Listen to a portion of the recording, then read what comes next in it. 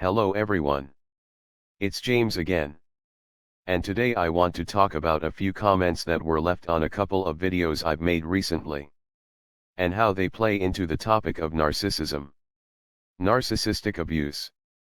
Regardless if we are talking about men and women. And also the differences when we are talking about men and women. On my video Pamela writes, James, I'm glad you are talking a lot about the guys who are being mistreated by women. My neighbor John was laid off from his white-collar job. So, he got a job at UPS. His wife belittled him because of that job. And John was taking care of his wife and daughter. My heart went out to him. His wife was pretty bad, too.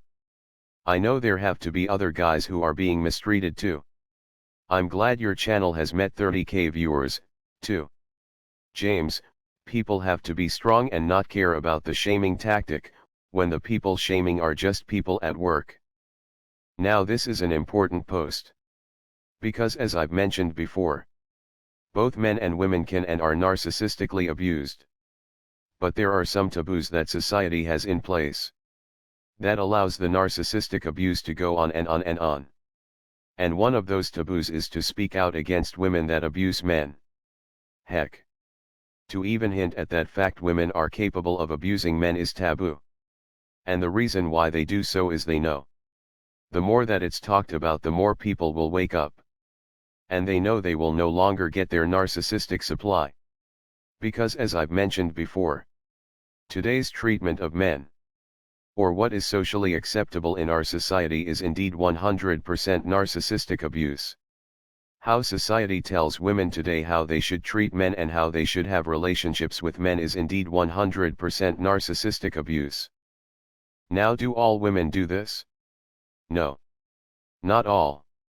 There are some good women out there. But because this is something that is pushed in and on society, many do behave this way. And it has led to people like John in Pamela's post that is being mistreated at the hands of his wife. And guess what? People like John don't have many options. People like John don't have a help center to go to. They don't have a shelter to stay at. Or free legal assistance. They have nothing. And guess what? The narcissist on the other end knows this. And that's why they don't want men like John to have help. Because it will take away their supply. And that's how this relates to narcissism in general. We've talked before about how narcissist will blow up when someone tries to take their supply away. Or the victim tries to escape. Or if sadly the victim is lured back into such a situation. Things get much for the victim. A narcissist, no matter it be a male or female, have the same need for narcissistic supply, and they will do whatever they can to get it. And they will do whatever they have to keep it if it's a good source.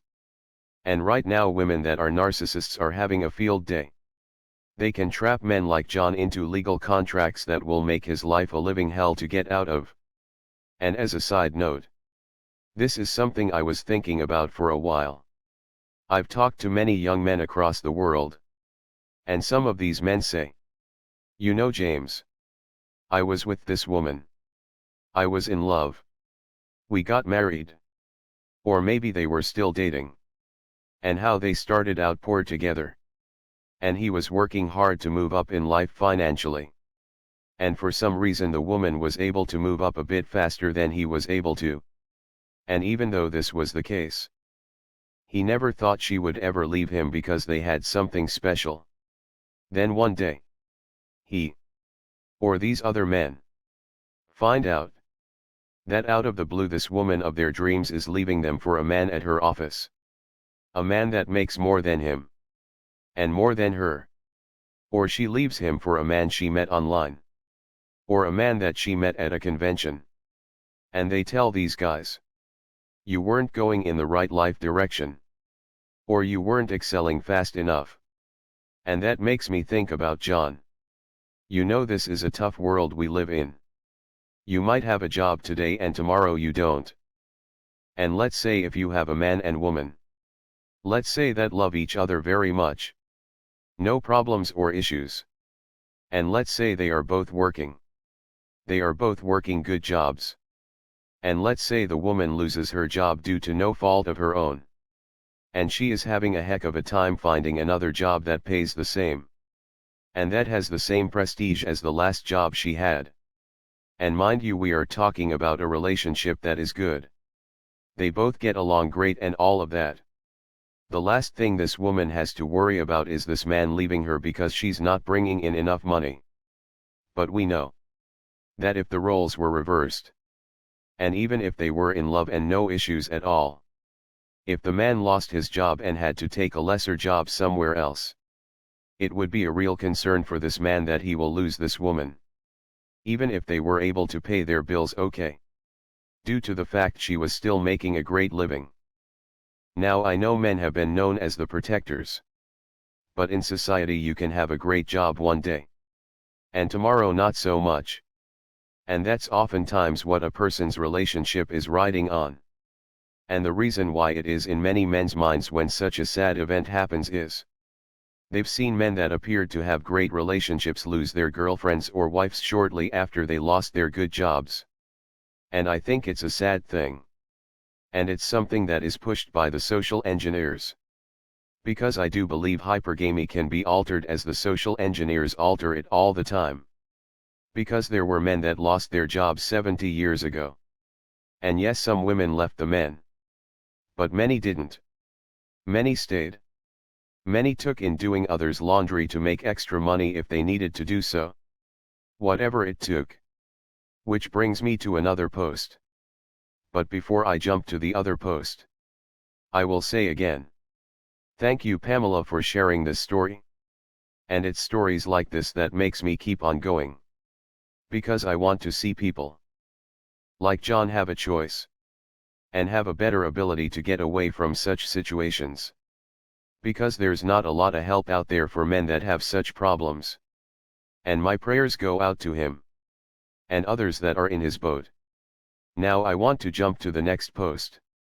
And that has to do with regarding the family unit. Now in my last video, the history of the marriage license, I talk about basically the history of today's modern marriage license and how it's not biblical. And basically if things were made more fair and equal, it would allow good people a better chance at finding one another. And if someone did get tangled up with a narcissist or someone else that has bad intents, that they would have an easier time escaping and being able to break free. Now bearing that in mind, there was a comment left, but is now gone.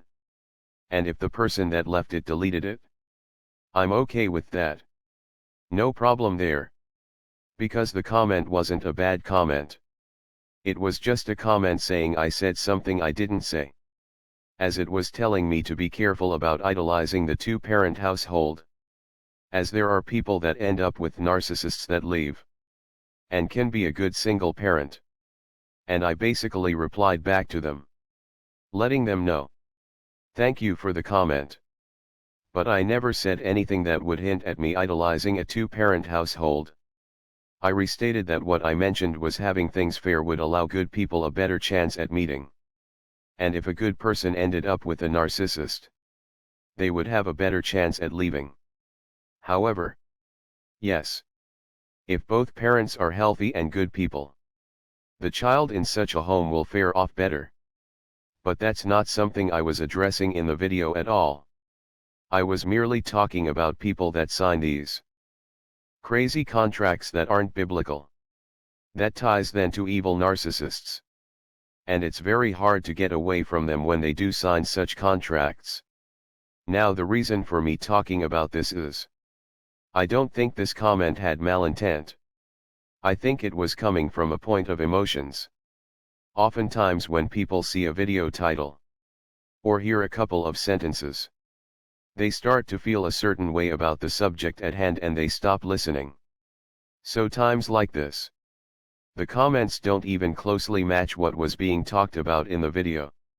And something I've noticed is when talking about narcissism in general, everyone is on board for the most part.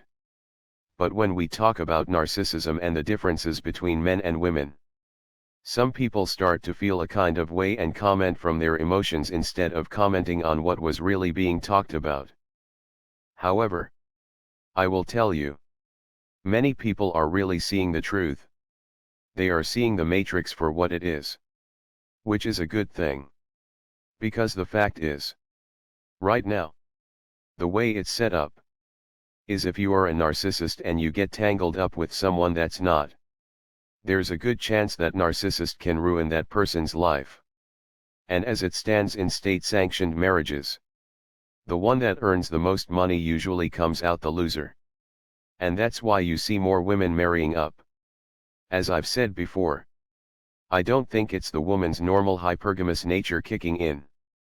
I think it's reality kicking in. Because most people, women included, know that most marriages end. Like most relationships end. And they know why they end.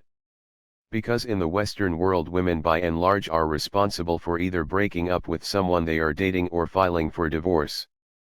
And yes, there are valid reasons to break up with someone. Such as they are a narcissist. Or they are a jerk. Or a bad person. Your pick, right? But they also break up with men that have done nothing wrong. They will even tell a man they are too nice. Because women have been told, even if they've made a commitment to someone, they have the right to change their minds. And they know that day may come where they might change their mind. They might desire someone else. And they don't want to be responsible for all that will happen when the relationship ends. Because let's say women stopped being hypergamous today. And it was a pretty much an equal playing field. Where there was no financial scale when determining who dates who. And who marries who. If a woman chose tomorrow, I want something new. I want to date this man at the office. I'm leaving you. The man she's married to could say, okay. That's a terrible thing. But guess what? We've been together 10 years. You owe me alimony for life. Pay up. This is something they don't want to happen. Nor do they want the laws to change. Nor do they want people to know marriage licenses aren't biblical. And entering into such a contract is very dangerous for the person with the bulk of the money and assets. Blessed and highly favored commented. Her ex-husband married for a green card and was a narcissist. I thought it was a real marriage and I got caught up in spiritual abuse. The church told me to stay with this narcissistic person because the Bible said you shall not divorce. But I freed myself from all of it. James right on point with his research. It makes sense, James, what you are saying.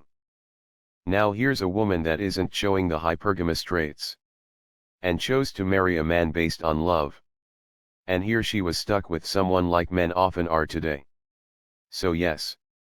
It happens to both men and women. But women it usually happens to are the unicorns you hear a lot of men talk about. Which is the purpose of this message. People need their way out from narcissistic abuse. No matter you be a man or woman. And it should raise alarm bells for you when someone is telling you something that is clearly narcissistic abuse. And yet society is trying to keep that man or woman in such a situation. Especially if you've been narcissistically abused. And again, where the block or disconnect happens is when men talk about marriage. Or talk about not getting married. Or they talk about the legal problems and such. Instead of looking at the facts. Oftentimes women that mean well speak from a place of emotion because they think that what is being said is directed at them. When it's not. Because I have news for you. Men that have been narcissistically abused at the hands of a woman hate to see when a woman is narcissistically abused at the hands of a man. It all comes down to fairness. Are these laws really fair? Is the modern marriage license biblical? Do the research. Look at the documents. And then you start to see the matrix for what it is. And the evil the rulers of this earth has planned for us. And that's complete and utter lockdown. It's sad. But it's true. I'm sorry to say it. And that's why we must resist evil and push back. We must. With that being said, I hope everyone had a blessed day. And until next time. Bye for now. And be good to yourself.